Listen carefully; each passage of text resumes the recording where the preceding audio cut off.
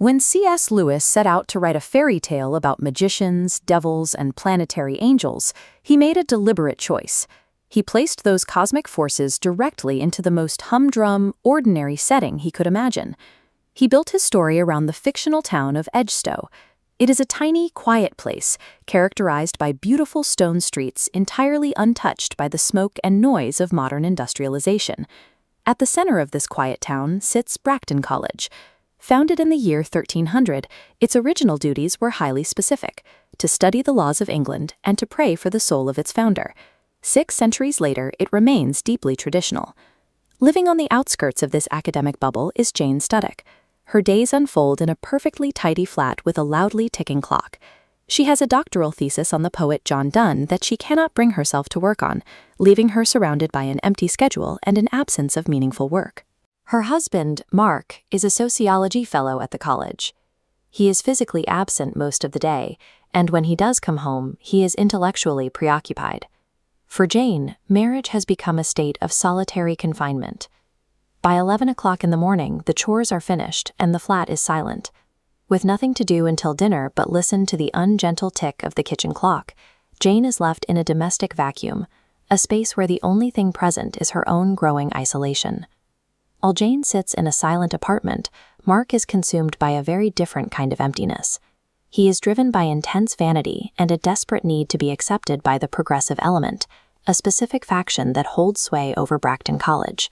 He is caught in the gravity of the inner ring.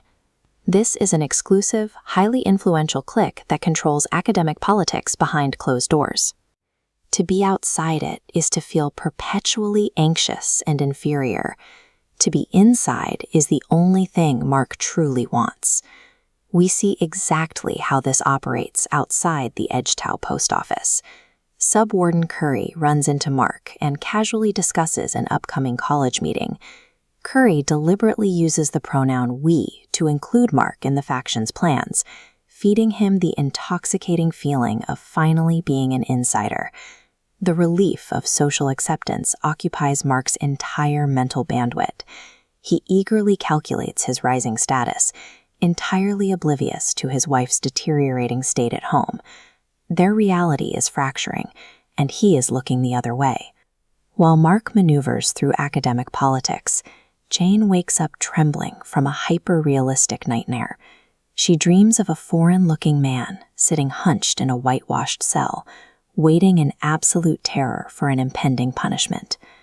A handsome man with a pointed gray beard and a pair of pince-nez enters the cell. He speaks fluent, polite French, attempting to convince the prisoner of something.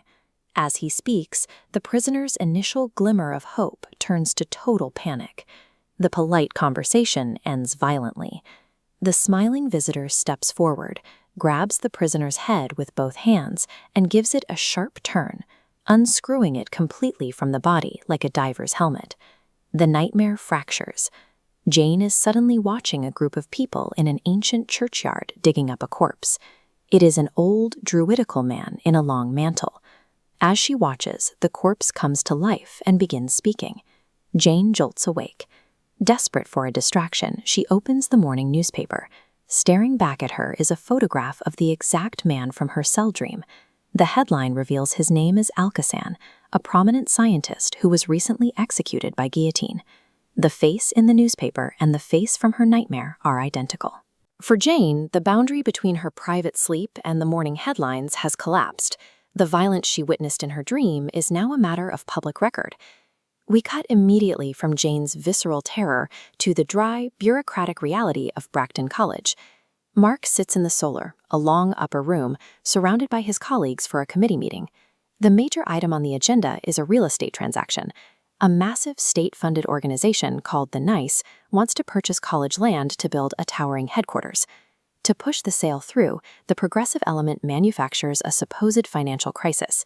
This diagram shows the dilemma the bursar lays out. On one side, a ruinous estimate for repairing the stone wall. On the other, the junior fellows' need for a stipend raise. They pit the ancient woods directly against the junior fellows' livelihoods. By claiming the college cannot afford both the wall and the stipends, they corner the committee into approving the sale of the land. Mark understands he is watching a manipulative political maneuver. Yet, terrified of alienating the inner ring he just managed to join, he suppresses his own integrity. He votes for the sale, showing how easily ordinary men can be coaxed into complicity. The fellows file out for lunch, proud of their pragmatic decision. They have sold Bragdon Wood, a quarter-mile enclosure containing Merlin's Well, a site of ancient Roman-British masonry that serves as the literal and spiritual heart of Bracton. The organization they sold it to, the NICE, is intimately connected to Alcosan, the executed scientist whose severed head Jane witnessed in her nightmare. Bracton has executed a cynical real estate transaction, but the consequences run much deeper. Through perfectly legal, mundane committee motions, they have surrendered an ancient center of power to a demonic entity. Lewis presents a chilling mechanical reality. True evil takes over the world because ordinary people trade their moral compasses for a chance to sit at the committee table.